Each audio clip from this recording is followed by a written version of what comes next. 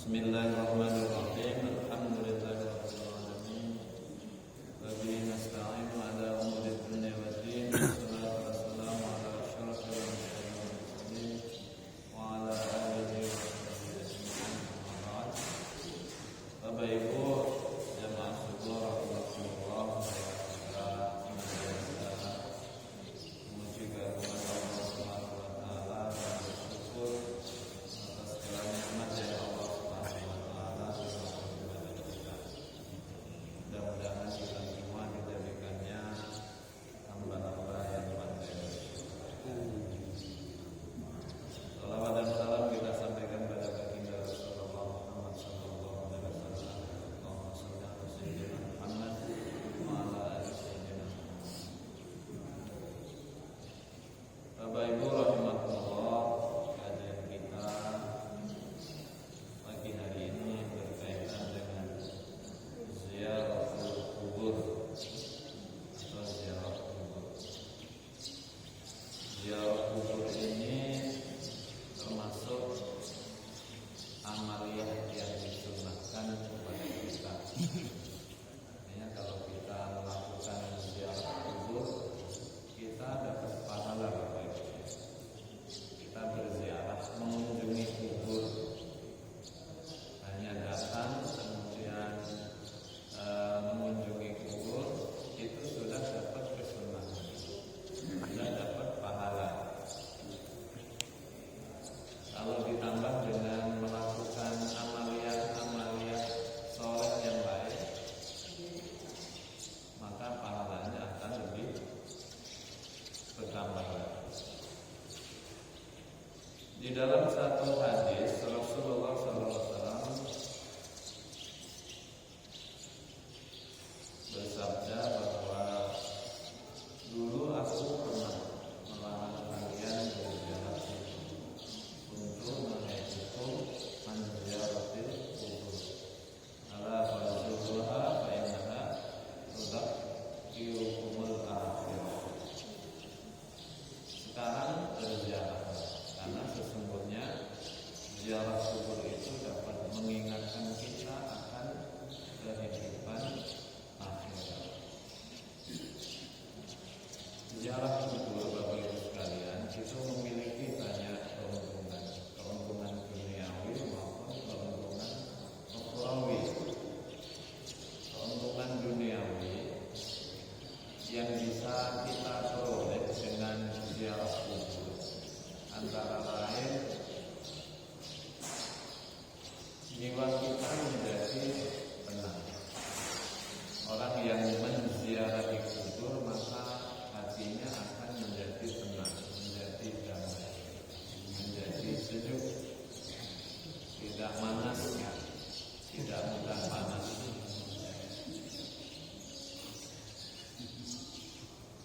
Kalau dalam bahasa sekarang, ziarah kubur itu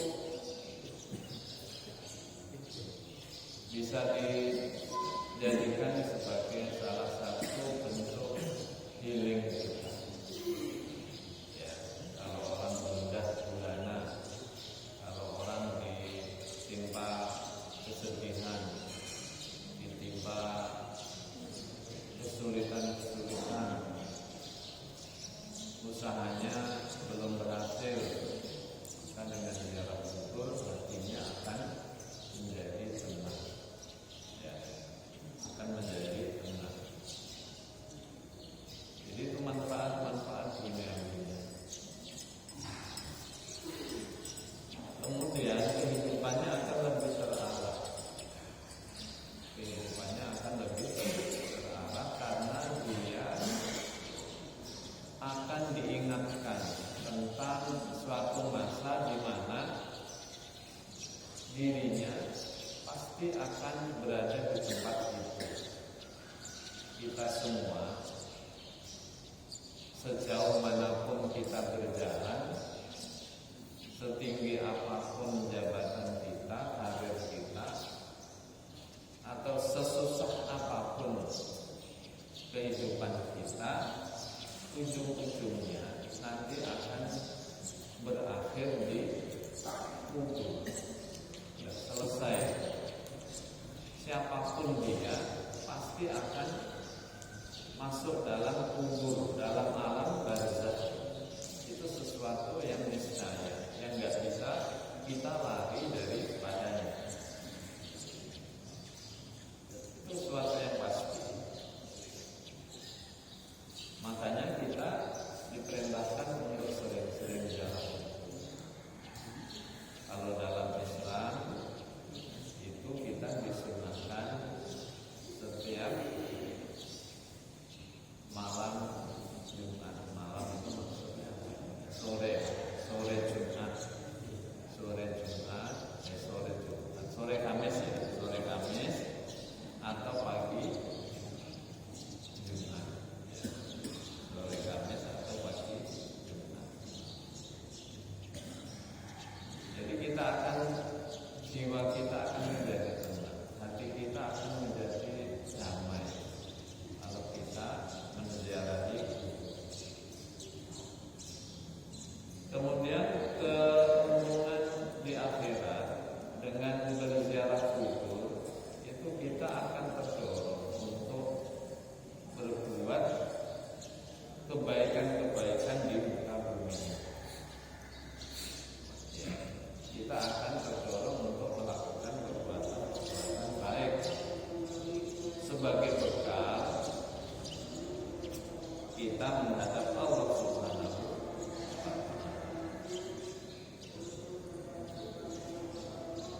Kalau kita sedang malas beribadah,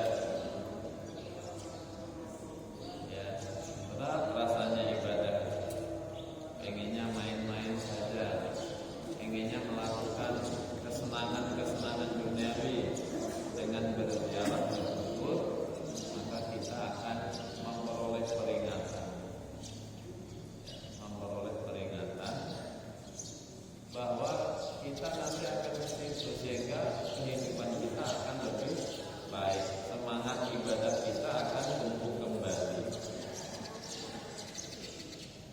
Di sini dikatakan kenapa kita diperintahkan untuk berziarah kubur itu, alasannya adalah baiklah tulaqqirul akhirah. Dia akan mengingatkan kalian akan kehidupan di akhirat, dan dengan itu kita akan memperbaiki cara hidup kita. Jadi ziarah kubur itu bukan sesuatu yang bid'ah, sesuatu yang dilarang, tapi justru disunahkan oleh Rasulullah SAW. Dulu memang di awal Islam, ketika para sahabat itu masih dekat dengan kehidupan jahiliyah, para sahabat itu masih dekat dengan kehidupan agama lama mereka. Dulu kan orang-orang Yahudi, orang Nasrani, orang Majusi, orang penyembah berhala itu masuk Islam. Ketika mereka baru masuk Islam, mereka dilarang berziarah kubur karena saat itu ada kekhawatiran dari Rasulullah kalau mereka diizinkan ziarah kubur akan melakukan tradisi agama lama mereka, meratap, dia memuji-muji keagungan, kebesaran orang yang meninggal itu, lalu diikuti dengan ratapan-ratapan. Ya, kenapa Anda pergi begitu cepat dan seterusnya, sehingga muncul ratapan-ratapan yang itu bertentangan dengan akidah Islam, bisa merusak akidah Islam. Atau misalnya mereka terbiasa dengan meminta-minta kepada penghuni kubur. Ini kan awal mulanya dulu pada zamannya Nabi Nuh alaihissalam. Nabi Nuh itu hidupnya lama, keturunannya banyak, kemudian banyak di antara mereka itu yang menjadi orang-orang soleh, orang-orang besar. Nah, ketika mereka meninggal, orang-orang besar ini meninggal, lalu dibuatkan kuburnya dibaguskan, ya, kuburnya dirawat, lalu lama-lama mereka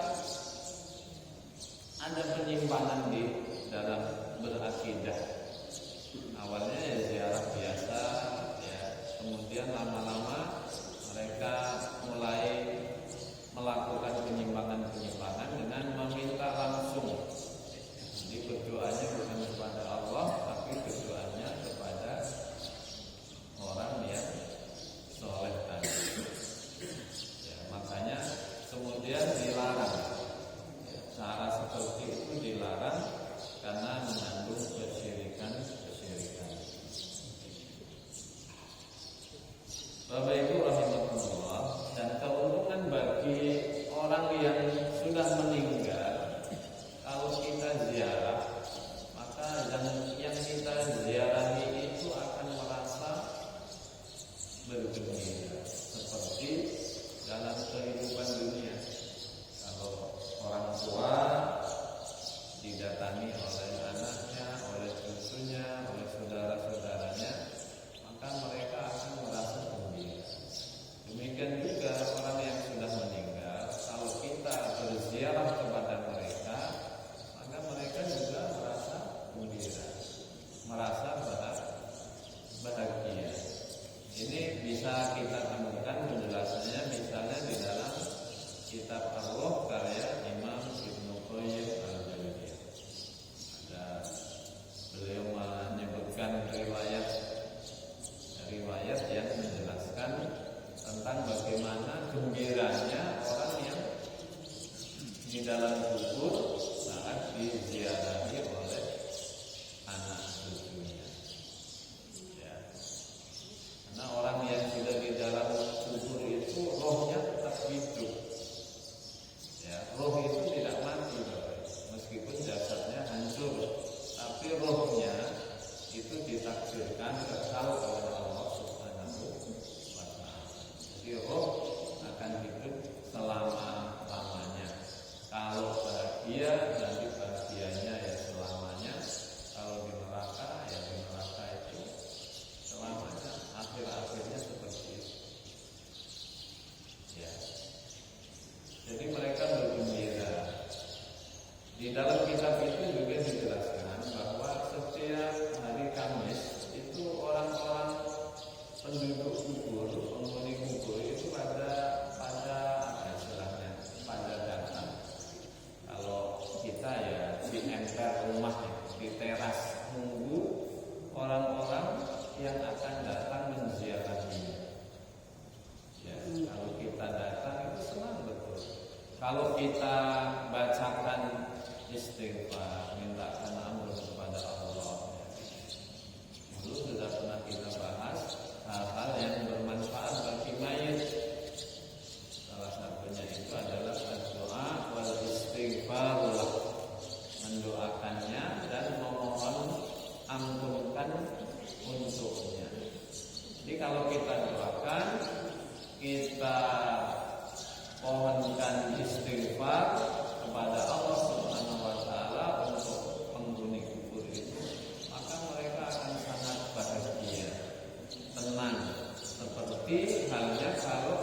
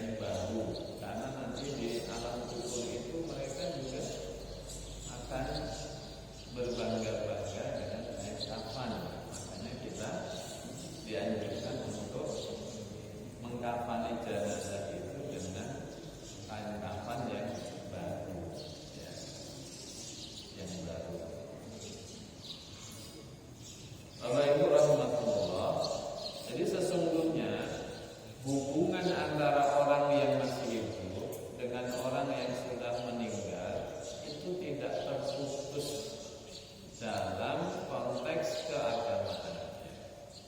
Jadi tidak terputus. Mereka itu bahagia apabila kita di dunia melakukan amal-amal soleh. Kalau orang tua kita menyaksikan kita di dunia ini rajin sholat, rajin puasa, rajin ibadah, mereka juga ikut senang. Sebaliknya, kalau kita di dunia ini melakukan kemaksiatan, berbuat jahat, berbuat zalim, maka mereka juga ikut merasa sedih. Kok anak cucu saya seperti itu? Kok anak saya pada jauh dari agama, dari Allah? Mereka juga ikut merasakan kesedihan. Ya. Jadi mereka bisa melihat kita meskipun mereka tidak bisa datang. Jadi kalau Profesor Shihab itu menggambarkan orang yang ada di dalam kubur itu seperti orang yang berada di ruangan yang berkaca. Ruangan yang berkaca. Mereka bisa melihat kita, tapi kita tidak bisa melihat mereka. Ya. Jadi mereka nggak bisa kalau mereka datang ke kita tiap malam Jumat, itu salah. Nggak ada, karena alamnya sudah berbeda, ruangannya itu berbeda. Jadi frekuensi ruangannya itu juga beda, sehingga tidak bisa saling datang. Mereka nggak bisa datang kepada kita, kita juga nggak bisa datang kepada mereka. Tetapi kebaikan-kebaikan yang kita lakukan atas nama mereka itu masih bisa sampai kepada mereka, seperti istighfar, doa. Ini Al-Quran yang menegaskan. Di dalam surat Al-Hasyr ayat 10 Allah berfirman, "Walladzina ja'u min ba'dihim yaquluna rabbana ighfir lana wa li ikhwanina alladzina sabaquna bil iman wa la taj'al fi qulubina ghillan lil ladzina amanu rabbana innaka ra'ufur rahim." Orang-orang yang datang belakangan yang masih hidup di dunia itu berdoa kepada Allah, Rabbana ighfir lana, ya Allah ampuni kami, wa li ikhwanina alladzina sabaquna bil iman, dan saudara-saudara kami yang mati dalam keadaan beriman. Jadi yang menghubungkan kita dengan orang yang sudah meninggal itu adalah kesamaan iman kita. Ya, kesamaan iman kita. Kalau sama-sama mukmin, sama-sama muslim, maka hubungan kita masih terbina, masih terbangun. Silaturahmi kita masih terjalin. Makanya kita harus memastikan bahwa anak-anak cucu kita itu akan tetap dalam iman, tetap dalam Islam, supaya tetap bisa berkomunikasi, supaya tetap bisa memberikan manfaat kepada kita saat kita nanti sudah meninggal. Ya. Astagfirullahaladzim li wa li walidayya, begitu ya biasanya doa kita ya. Ya Allah, aku mohon ampun kepadamu untukku,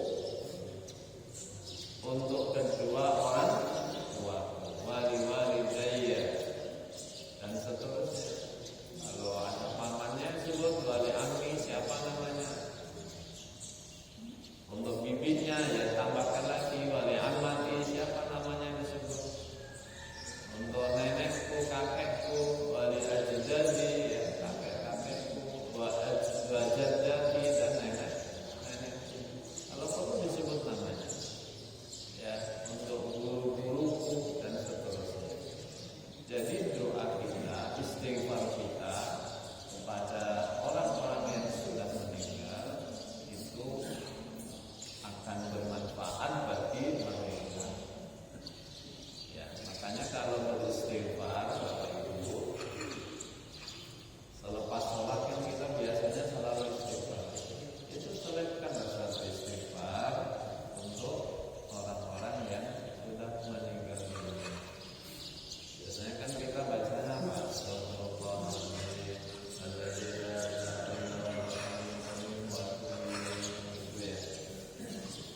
boleh juga diucapkan astagfirullahaladzim li wa li walidayya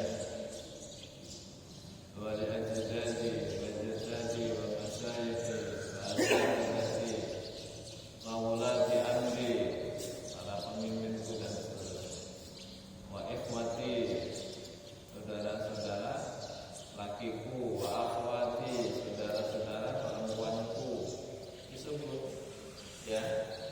Wa hami, mertua laki-lakiku, wa hamati, mertua perempuanku, nah, sebutkan namanya, sebutkan nama ya. Ini kita biasakan supaya tetap ada silah, tetap ada hubungan komunikasi kita dengan orang-orang yang sudah meninggal dunia, yang orang-orang itu tentu memiliki jasa terhadap atau dalam kehidupan kita ya. Jadi rasa syukur kita kepada orang-orang yang sudah meninggal atas jasa-jasa mereka, orang tua kita terutama, kita istighfar untuk mereka. Mertua kita juga berjasa buat kita, sudah mempercayakan anaknya kepada kita. Jangan enggak kita mintakan ampun kepada Allah Subhanahu wa taala. Dibiasakan seperti itu. Guru-guru kita ya, sebutkan ya, boleh secara global, boleh juga ada yang dikhususkan disebut namanya. Tetangga juga jangan, Bapak Ibu enggak pernah berdoa kepada tetangga, enggak pernah memohonkan ampun untuk tetangganya ya. Disebut tetangga-tetangga minimal secara umum ya, wajironi, dan tetangga-tetanggaku disebut dalam istighfar kita, atau boleh juga di dalam doa kita.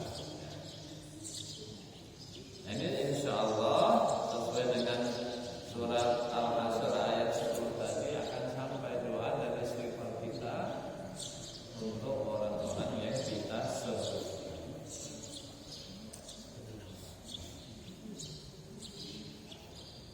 Jadi kalau kita mau berbakti kepada orang yang tua kita yang sudah meninggal, itu caranya seperti itu. Ziarah kubur, didoakan mereka ya.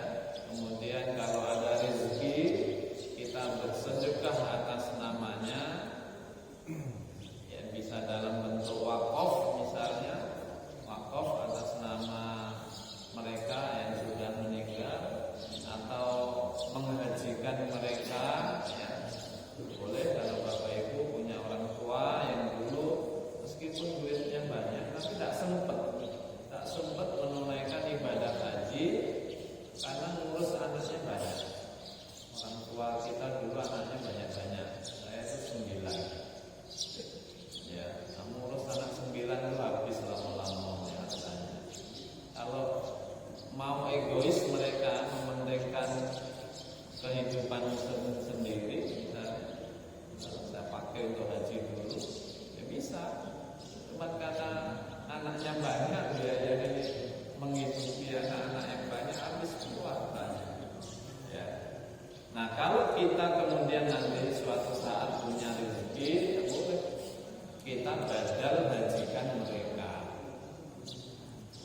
baik secara langsung ya, kita sendiri yang membadalkannya, atau kita upah kepada orang lain untuk menghajikan orang tua kita itu ya.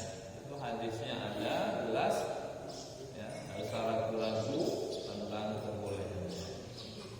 Bahkan kalau di dalam kitab ini itu dijelaskan bahwa kalau kita baca Quran lalu kita hadiahkan pahalanya kepada orang tua kita atau kepada orang-orang yang kita tuju, maka pahala itu akan sampai kepada mereka ya.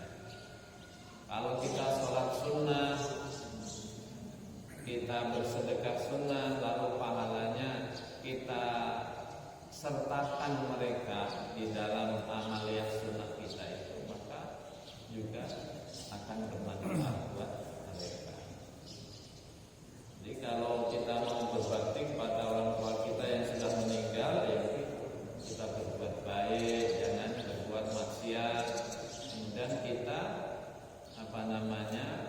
mohonkan ampun kepada mereka, untuk mereka, ya, berdoa untuk mereka, kemudian beramal soleh, kita atasnamakan mereka.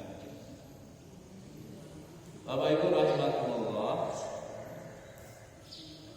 dulu Nabi itu juga pernah ziarah kubur saat belum diangkat jadi Nabi, saat masih remaja. Dia juga pernah ziarah ke Madinah, ke kuburan ibunya, ya, ke kuburan Aminah, karena beliau meninggalnya di Madinah. Saat berkunjung ke saudaranya di suku Bani Najjar, beliau sakit, ya, ibunya itu sakit dan meninggal di Madinah. Ketika remaja, Nabi Muhammad itu pernah mengunjungi makam ibunya. Jadi sesungguhnya Bapak Ibu, ziarah kubur itu sudah mentradisi sejak zaman dahulu kala. Sejak zamannya Nabi Nuh itu sudah menjadi tradisi keagamaan. Hanya saja dalam perjalanannya itu ada penyimpangan-penyimpangan, sehingga di awal Islam Rasulullah itu melarang ziarah kubur karena bisa membawa mereka ke dalam kesyirikan seperti sebelum mereka masuk ke dalam Islam. Tapi begitu akidah umat Islam, sahabat-sahabat Nabi sudah tertata, sudah kokoh, maka kemudian Nabi memerintahkan mereka untuk berziarah kubur. Ziarah kubur itu ada tata caranya Bapak Ibu sekalian. Yang pertama, kalau kita mau masuk, kita ucapkan salam. Assalamualaikum warahmatullahi wabarakatuh. Yaghfirullahu lana wa lakum, antum salafuna wa nahum fil athar. Redaksinya sangat banyak, silakan dihafal salah satunya, enggak apa-apa. Salam sejahtera buat kalian wahai penghuni kubur. Ya, semoga Allah mengampuni kami dan kalian. Kalian mendahului kami dan kami akan menyusul kalian. Jadi begitu masuk ke kubur baca doa. Atau kalau saya biasanya kalau jalan kemana saja, kalau ada kuburan di pinggir jalan, ya saya baca doa. Ya, baca. Assalamualaikum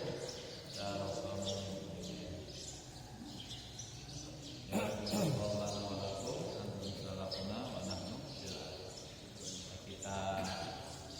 Kita lepaskan gasnya itu, ya, diperlambat jalannya, lalu kita lihat makamnya itu, kuburannya itu, lalu kita ucapkan salam.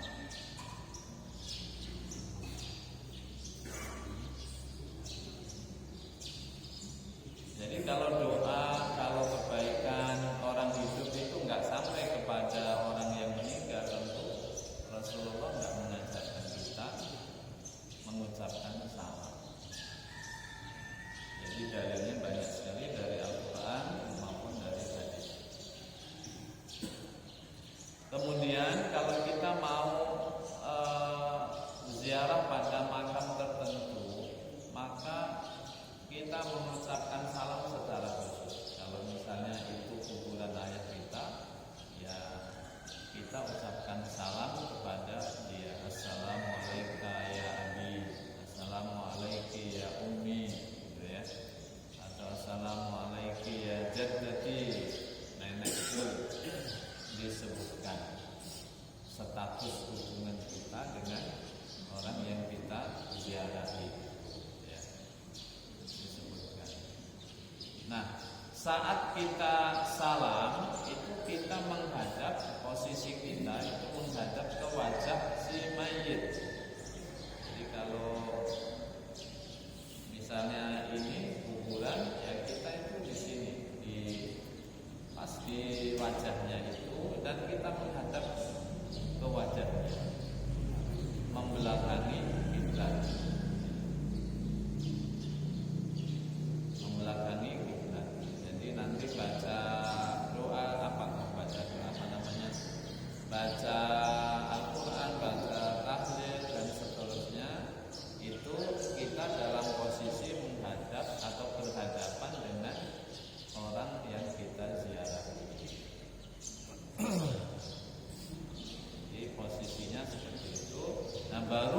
ketika mau berdoa kita tukar posisi kita menghadap kiblat.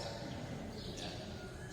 Saat berdoa posisinya itu bertukar, kita menghadap kiblat. Seperti itu tuntunannya. Walaupun ini agak susah dilakukan. Kalau rame-rame susah, tapi sebetulnya ya tetap bisa dilakukan. Ya, posisinya saat kita berdoa itu membelakangi mayit di kepala bagian belakang, kira-kira seperti itu posisinya. Jadi saat kita datang mengucapkan salam itu posisi kita membelakangi kiblat dan menghadap si mayit. Saat berdoa kita di belakangi mayit dalam keadaan menghadap kiblat. Kita pindah di belakang mayit. Ya, kita pindah. Bukan kita mutar aja biasa. Bukan. Kita pindah posisinya. Posisinya di sebelah timur dari makam, bergeser. Bukan posisi duduk kita yang kita putar, bukan. Tapi memang posisinya pindah. Tadinya di sini, misalnya pindah ke sini.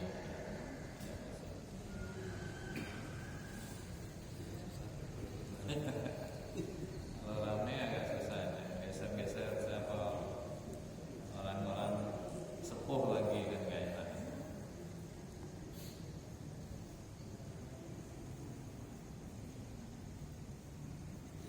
Kemudian kita tetap disunahkan mengenakan alas kaki. Meskipun ada dalam mazhab Hambali itu disunahkan melepas alas kaki. Jadi kalau dalam mazhab Syafi'i dan yang lain itu disunahkan sandalnya, sepatunya tetap dipakai. Tidak usah dilepas. Dulu saya pernah ke makamnya yang di Karbala ya, waktu masih bujang, ikut karena pengen tahu seperti apa prosesi di Karbala. Itu dulu saya pakai sandal diusir sama keluarga kerukunan takutnya, diusir gitu. Lepas gitu. Nah itu ya tidak salah. Itu mereka pakai mazhab Hambali. Memang kalau mazhab Hambali itu sunnahnya dilepas. Tapi kalau Syafi'i tetap dipakai. Ya karena di kubur itu ya ada kemungkinan najis ya kan. Karena bisa jadi tanah yang digali itu merupakan bekas yang digunakan untuk mengubur orang-orang yang terdahulu. Hanya tetap disunahkan mengenakan alas kaki. Nah, termasuk kalau misalnya ada keluarga dekat kita ya dimakamkan, jadi kita datang dari tempat jauh, tidak terkejar lagi ikut mensolatkannya, itu enggak terkejar lagi, sudah terlanjur dimakamkan, maka kita boleh sholat di atas kubur. Ya. Yang terlambat sementara mayatnya sudah dikubur itu boleh mensolatkannya setelah dia dikuburkan. Ya. Di atas sendal aja bisa. Tidak usah, karena nggak pakai rukuk, nggak pakai sujud kan ya. Nggak perlu menggelar tikar atau menggelar sajadah, nggak perlu. Cukup di atas alas kaki kita, tapi harus ditanggalkan. Ya, misalnya sendal itu jangan dikenakan sandalnya, dilepaskan lalu kaki kita ditumpangkan di atas sandal. Sebab kalau dipakai takutnya alas di bawahnya itu terkena najis. Ya, karena dipakai maka dia membatalkan kalau sandal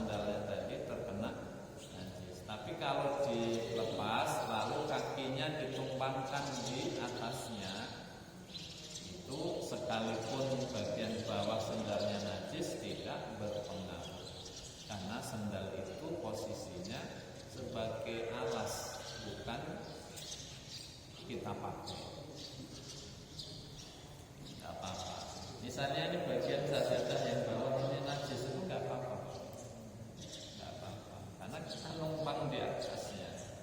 Kecuali kalau kita pakai, baru berpengaruh pada sholat kita. Nah dulu kan saat COVID itu banyak sekali terjadi kekeliruan, karena mereka ini sholatnya ya tidak di dalam masjid. Saya ikut beberapa kali itu di masjid, itu di halaman masjid saja sholatnya. Itu ya mereka nggak dilepas sepatu sandalnya, itu nggak dilepas. Padahal kan mungkin kena najis. Bahkan imamnya itu juga nggak dilepas juga. Sandalnya dia tetap pakai sepatu saat imam, itu nggak boleh. Mestinya dilepas, dicumakan saja kakinya seperti itu. Kemudian Bapak Ibu juga kita tidak boleh duduk di atas kuburan. Kalau di dalam kitab ini itu hukumnya makruh. Ya, duduk di atas kubur, bersandar di atas kubur. Kalau itu bangunan, ada bangunannya bersandar. Misalnya ada patoknya itu ya. Patoknya itu kita pakai untuk bersandar ini. Ya, itu makruh. Melintas, melangkahi itu juga makruh. Kecuali darurat. Kalau tidak jelas tadi ini misalnya ya kemakruhannya jadi tidak. Termasuk membangun kubur ini juga makruh. Bahkan bisa sampai haram. Jadi kalau bisa kuburan itu ya cukup ditandai dengan patok saja, tidak usah dibangun. Kalau di semen itu bisa beratus-ratus tahun ya nggak hilang-hilang, sehingga ya selamanya nggak bisa dipakai untuk menguburkan yang lain. Nah ini mungkin kalau di Bengkulu belum menjadi persoalan serius. Kalau di kota-kota besar di mana lahan pemakaman itu nggak mudah dan juga tidak murah, maka bisa menimbulkan masalah kalau ini dibangun bagus-bagus gitu ya. Kecuali kalau memang tanah itu tanah milik kita sendiri, boleh dibangun, boleh juga dikasih rumah-rumahan itu untuk tempat berteduh orang-orang yang berziarah. Asal itu tanah milik sendiri boleh. Yang nggak boleh itu kalau dia pemakaman umum milik bersama gitu ya, tanah wakaf misalnya, itu nggak boleh. Kalau di kota-kota besar itu sudah ada kaplingannya, sudah ada kaplingan. Apa yang mewah itu apa Pak Asnan? Itu yang udah ratusan juta, kan? Udah miliaran. Sandiaga Hill gitu ya. Jadi kalau itu tanah milik sendiri, misalnya kaplingan tadi Sandiaga Hill itu kan di Cikarang itu memang dijual, dikaplingkan kuburan itu, tanah pemakaman. Cuman ini juga membawa dampak yang kurang baik, karena di situ ada semacam kebanggaan, berbangga-bangga dengan tanah kuburan, berbangga-bangga dengan tanah kuburan. Kalau menyiapkan tanah untuk kuburan itu boleh. Yang nggak boleh itu, yang makruh itu Bapak Ibu, kalau menyiapkan liang lahat, itu makruh. Disiapkan dulu liang lahatnya. Kalau lokasi pemakamannya yang disiapkan terlebih dahulu itu boleh. Tapi kalau dia sudah suruh orang lain menggali makam, liang lahatnya itu sudah digali dulu, sementara dia belum mati, masih segar bugar, itu makruh. Termasuk juga menyiapkan kain kafan sendiri, itu juga makruh. Tak boleh, kecuali dengan alasan yang syar'i. Alasan syar'i itu misalnya kalau di satu masyarakat mencari yang halal itu makin sulit, sudah sulit, maka dia sediakan kafannya yang dia jamin kain kafan ini dia dapat dari penghasilan yang halal. Itu boleh kalau ada alasan syar'i. Tapi kalau nggak ada alasan syar'i ya makruh, tidak usah. Biarlah itu urusan orang-orang yang masih hidup, tidak usah kita nyiapkan sendiri. Tapi ada orang-orang tua kita dulu yang mungkin maksudnya seperti ini, ya. Tapi kalau alasannya itu biar nggak merepotkan, itu bukan syar'i. Biar nggak merepotkan orang lain, itu alasan tidak syar'i. Karena hidup itu memang adat hidup itu ya saling merepotkan. Kalau nggak mau merepotkan orang kan, nah, ngubur itu lebih repot itu. Ya, nggak mau merepotkan orang, nanti matinya malah tenggelam di laut, ini hilang ini makan apa ikan di laut. Ya, memang hidup itu ya biasa, sudah menjadi tradisi saling merepotkan.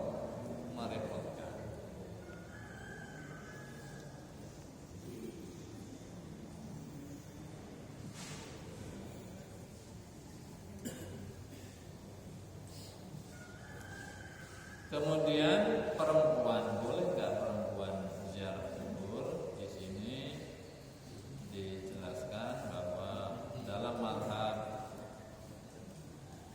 Maliki, Hanafi, Hambali dan mayoritas ulama itu membolehkan wanita untuk berziarah.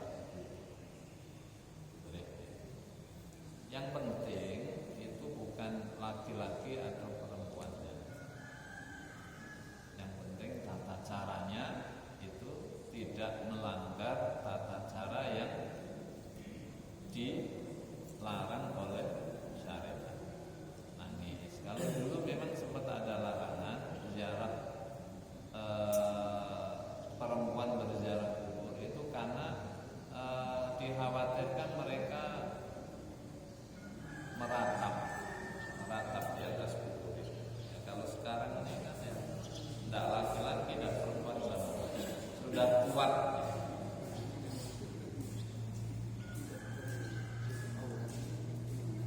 Tidak tertutup. Nah, kalau itu kan tidak usah menziarah kubur. Kalau tidak tertutup aurat itu nak kondangan, nak ziarah kubur tetap saja nggak boleh kan?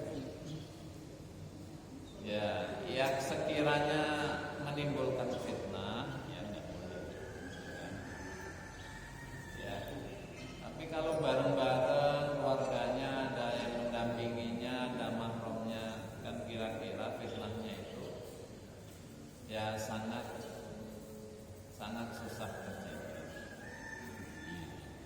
Nah, sekarang ini kan makam itu dirawat, ya tempatnya bersih, terang gitu.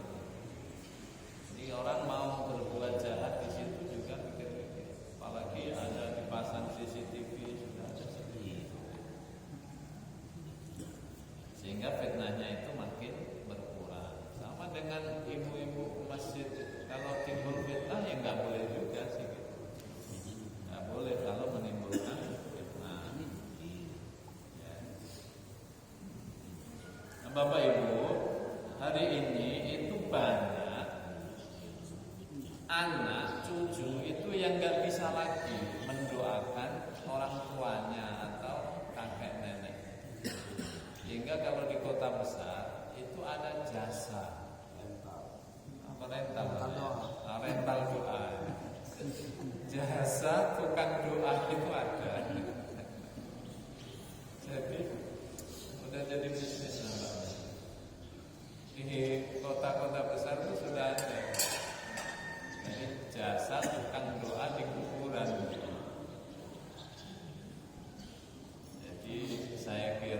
jangan sampailah kita anak cucu ini nggak bisa mendoakan kakek neneknya, orang tuanya, nggak tahu lagi. Ya. Kadang-kadang mereka yang berprofesi sebagai tukang doa belum tentu juga profesional. Dibacanya doa mau makan. Ya. Dan dulu ada ini cerita ini anak KKN disuruh doa di acara di kecamatan. Dia bacanya ya doa makan, doa minum, doa masuk WC, keluar WC, doa mau tidur. Karena masyarakat tidak tahu, ya percaya diri saja. Ya amin-aminkan aja. Nah ini jangan sampai itu nih doa beda bacaan ya. Ya meskipun dengan bahasa Indonesia itu ya boleh, nggak ada bagusnya, nggak ada jeleknya ya. Tapi kalau seandainya bisa dengan bahasa Arab itu juga lebih bagus. Tidak usah nyewa lah, pakai bahasa Indonesia saja. Doakan orang tua aja nggak bisa, ini kan malah. Jangan sampai di tempat kita terjadi seperti itu. Kan sesibuk apapun kita itu bisa tetap belajar menghafal doa-doa yang harian. Doa mayit itu kan doa harian yang kita harus hafal. Bapak Ibu rahimahullah, di sini juga dijelaskan tentang ihda'us thawab ila Rasulillah. Jadi menghadiahkan pahala kepada Rasulullah. Kan kita sertakan juga ya. Bahkan yang pertama itu justru Nabi. La hadratin Nabi Mustafa Muhammadin sallallahu alaihi wasallam wa alihi dan seterusnya Al-Fatihah. Itu kan ihda'us thawab, menghadiahkan pahala kepada orang-orang yang sudah meninggal, utamanya Rasulullah. Yang kita sebut pertama itu Rasulullah. La hadratin Nabi Mustafa, itu kan kita berarti menghadiahkan bacaan-bacaan Fatihah, bacaan Al-Quran dan seterusnya itu kepada Rasulullah.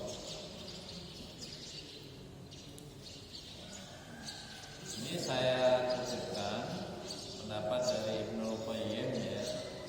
Minal fuqaha'i al-mutaakhirina man istahabbah. Ini di antara ulama-ulama kontemporer ya, ulama-ulama belakangan ini, sebagian dari mereka itu mensunnahkan ya, mensunnahkan. Wa minhum man lam yastahibbah wa ra'a bid'atan. Meskipun ada juga sebagian yang lain menganggapnya tidak sunnah, bahkan merupakan perbuatan bid'ah. Artinya ini perbedaan pendapat itu selalu ada. Makanya kita tinggal ikut yang mana. Kita ikut yang mensunahkan atau yang tidak mensunahkan. Artinya ya kita rileks saja. Kita tidak usah mencela orang yang tidak mau melakukan.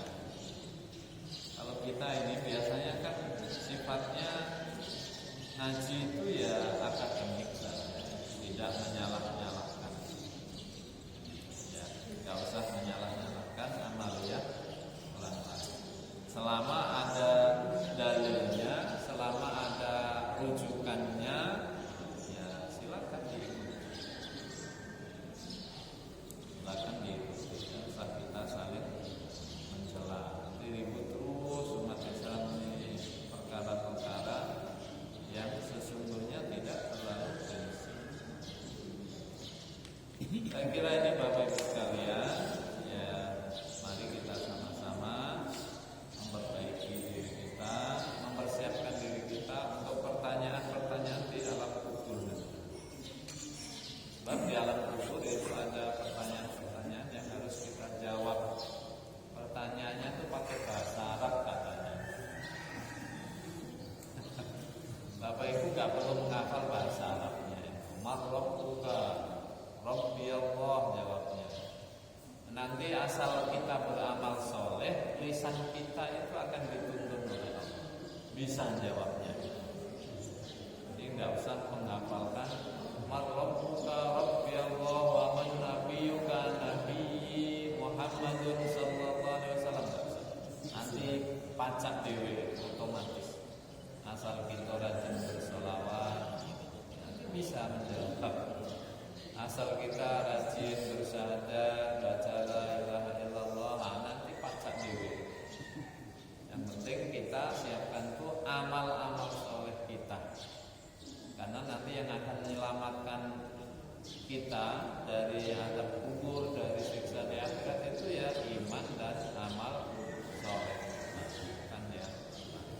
Lebih kurang mohon maaf. Mari kita sama-sama akhiri membaca hamdalah.